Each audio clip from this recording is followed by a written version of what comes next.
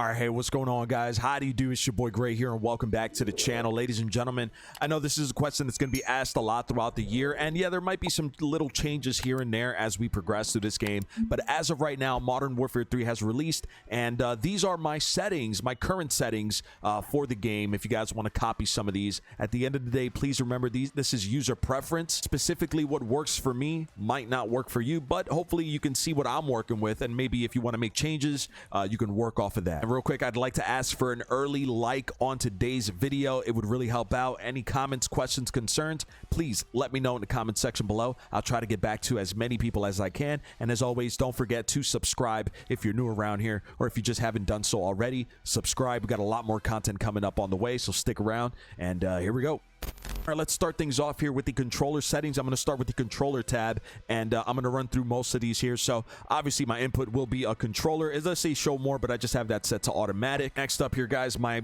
edit button layout. My personal setting for button layout is set to tactical, but also I do have paddles, so I really don't feel like this matters. If you have paddles, whatever you feel comfortable using. If you don't have paddles, I highly recommend tactical if you're just playing with a regular controller. L1 button ping is off. The flip L2, L1, R2, R1 stuff, that is off as well. My stick layout preset is just set to default. My controller vibration, this is something that I always recommend people turn off, especially if you're playing on controller. You don't need the vibration affecting your aim or affecting your game in multiplayer in any way, shape, or form. I did have this on for the campaign just because it just added a little source of immersiveness, but when it comes to multiplayer, controller vibration off. If you're on PlayStation 5 and you're using a PS5 controller like I am, it'll give you the option for trigger effects.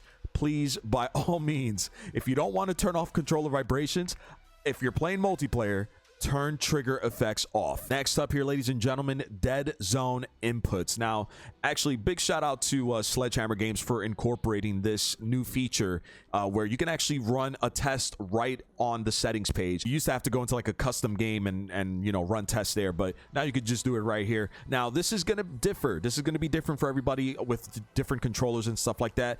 Fair warning, I've had this controller for about 2 years. I've been playing with this controller for about 2 years, so my dead zone settings are probably going to be different from yours. But basically, you just want to run tests, man. You want to get these numbers, the left stick minimum and the right stick minimum. You want to get these numbers as low as possible, where there's not movement happening when you run the test. And basically, what I mean by that is I'm going to show you guys right here, test stick dead zone.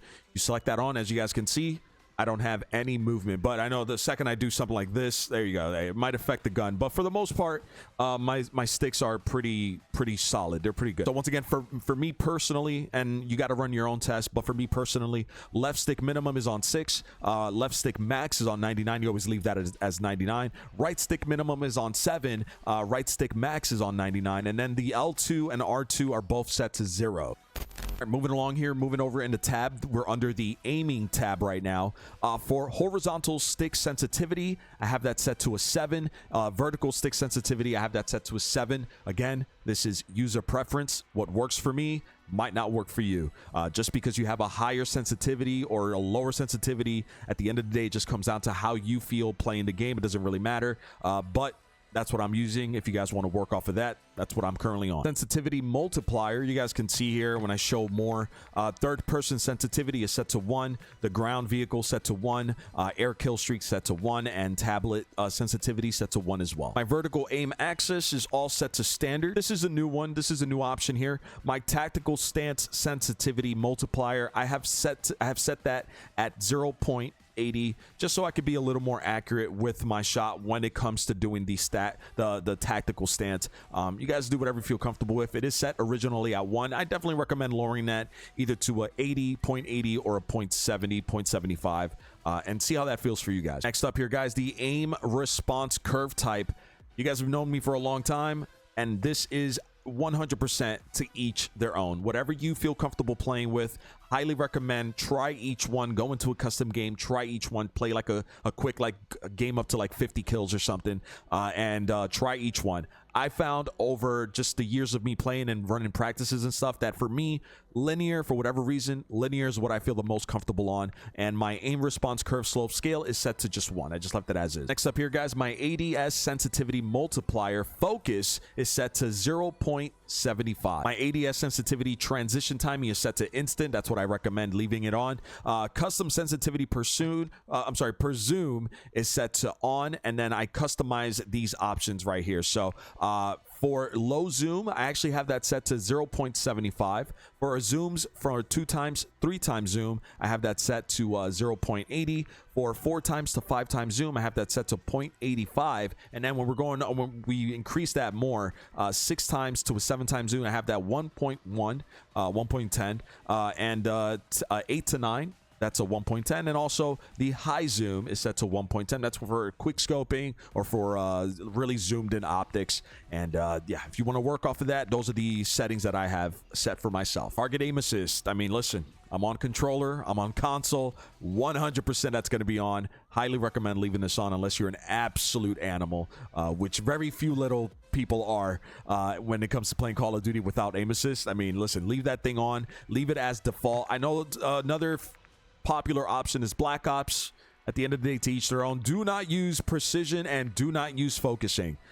You actually don't get specific aim assist when you use the precision and focusing. You want to stick with either default or Black Ops. I always stick with default unless I hear otherwise.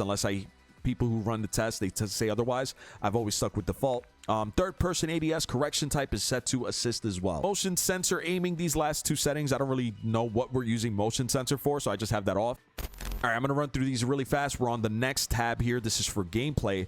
Automatic sprint off. To each their own at the end of the day. I currently have it off. Sprint, tactical sprint behavior is set to toggle. Auto move forward is set to off. Tactical sprint behavior set to double tap. That's the way I like it. Ground mantle on. Automatic airborne mantle is set to partial. This 100%, if you have this on or if you have it on any of the other settings here, please turn this off. You do not want to be mantling automatically when you're just running across something. Just don't do that.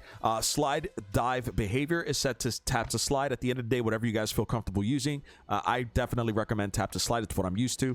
Plunging underwater, I have it set to free. Parachute auto deploy, I have that set to off. I like to be in charge of when my parachute deploys. Sprinting door bash on. Ledge climb behavior, mantle only. Slide cancel sprint is currently on. Next section here, combat behavior. Aim down sight behavior is hold. Chain zoom activation, I just have that sprint slash tactical sprint slash focus. At the end of the day, whatever you guys feel comfortable with, that's what I have. Equipment behavior, hold. Weapon mount activation, that's ADS and melee, or for me, circle. Weapon mount exit delay is set to medium. Weapon mount stance activation is set to ADS plus down, which is the new tactical stance thing. I know a lot of people like the L2 and circle. I tried using that. I was not a fan of that, and I found that I don't really use the tactical stance that much. So I feel like if I'm gonna use it, and like it's gonna be on purpose, I'd rather just have it be the down button on the D-pad. That's just me though. To each their own at the end of the day on that one.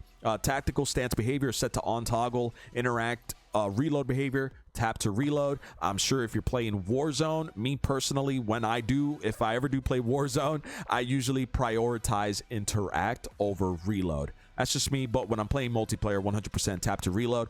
Armor plate behavior, apply all. ADS stick swap is off. Backpack control is directional. All right. Depleted ammo weapon switch is on. Quick C4 detonation is set to grouped. Manual fire behavior is set to press. And then we scroll down here to vehicle behavior. We have vehicle camera recenter, short delay. Camera initial position, free look. And lean out activation is melee or circle for me. Next up here, overlay behavior in this section. We have ping wheel delay, moderate. Basically default. Everything is just moderate, and hold. Just the way it was. I didn't make changes to that. So there you go. All right, next up, we moved over to the graphics tab, starting things off with the details and textures. On-demand texture streaming, this is 100% going to be on for me. I have heard that if you have like really bad internet, If you're suffering from really low usage of internet or stuff like that, if your connection strength isn't strong enough, you might want to consider turning that off. I heard it kind of helps. I personally wouldn't know. I have pretty good internet, thankfully. I have this set to large, and then I have download limits off. All right, we made it to the post-processing effects. Highly recommend sticking with me with these specific settings. Starting things off, world motion blur off, weapon motion blur off, film grain all the way down, depth of field off, fidelity FX cast, have that on, and then you want to turn this up quite a bit. It basically sharpens, or like whatever the opposite of sharpen, I don't know what the word is, but basically it's sharp. It increases or decreases the sharpness of the image. I just have that set to 55. I actually used to play with it on like 100, but to each their own at the end of the day. Whatever you feel comfortable rocking with, I'm leaving it on 55. Eco mode preset is set to efficiency. I made it over here to view. At the end of the day, to each their own, but I highly recommend going over the original, which was like 80. That's what we used to play on back in the day. I really recommend increasing it a bit more, especially now that we have more of an aggressive game style.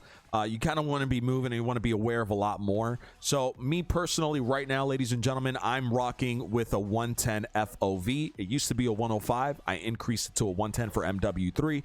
My ADS field of view is set to affected, and that's what I recommend you guys leave it on. And then weapon field of view is set to default. There are people who actually recommend wide, but at the end of the day, to each their own. This is one of those, it's like whatever you feel more comfortable with. I used to play on wide, but I'm gonna try default for a while and see how that feels. These settings are kind of important as well, so if you want to make these settings the way I have them, I recommend doing that. First person camera movement least, third person camera movement least, inverted flashbang, have that on, and it shows you the difference there. So with the inverted flashbang, when you get hit with a flashbang, originally default, it's going to brighten up your screen. It's going to make your eyes like glint and stuff like that. You're going to have to squint a bit. And then on the opposite side, when you have this feature on, that's what it would look like. All right. So third person ADS transition, that's a third person ADS.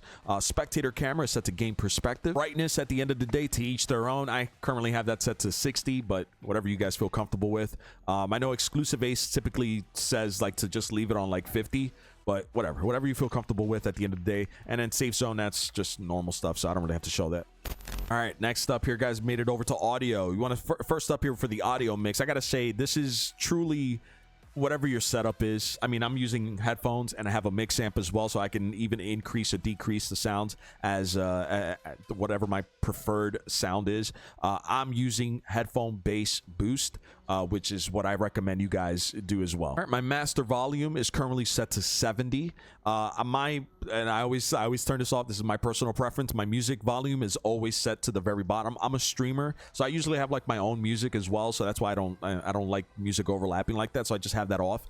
Dialogue is set to 70. Effects is set to 100. Voice chat volume is set to 50 as well. And cinematic music, once again, music volume is set to 0. My voice chat settings are like that. There you go. It's on, and I currently have my game voice channel to be with party only. If I want to unmute all, I do that within game, but typically I don't really care to hear anybody else in chat. Unless it's like I want to hear if they're saying something. So party only, this is off, and proximity chat is on. For microphone, this is user preference at the end of the day. That's what I have, but what I have might not work for you. And subtitles are all on. Again, personal preference. That's how I've always used subtitles for whatever reason. I don't even know why. I just always have subtitles on. Default 0, and then over here I have mono audio off. Reduced tinnitus sound off. War track as a passenger off, and juggernaut music off. Hit marker sounds, sound effects. I currently have it to modern warfare, but I'm not gonna lie to you guys, I did used to have it on classic for MW2. I'm just trying this out for MW3, seeing if I like the way it sounds, but if not, I'll switch it back to classic at the end of the day. But I am currently trying modern warfare sound effects. All right, and again, subtitles, they're all on for campaign, multiplayer, and zombies. That's all on for me. And then we already went over this. I don't know why that's an option here again. I mean, yeah, same. Language selection, English. Color customization. This is something I highly recommend you guys make changes to. And what I'm going to do, and unfortunately, I'm sorry, I'm going to be that YouTuber. I made a specific video showcasing the changes that I make so that the colors pop on screen. Makes it a lot more easier to detect enemies, makes the gameplay experience a lot better. Me personally, highly recommend checking out that video. It's on the channel as of right now because I should have uploaded that video first and then this video. So if you guys want to make changes to your color customizations, go check out that video. All right, moving along. This is an important one also. If you have it set to circle or to round, you're playing wrong, man. Switch that to square.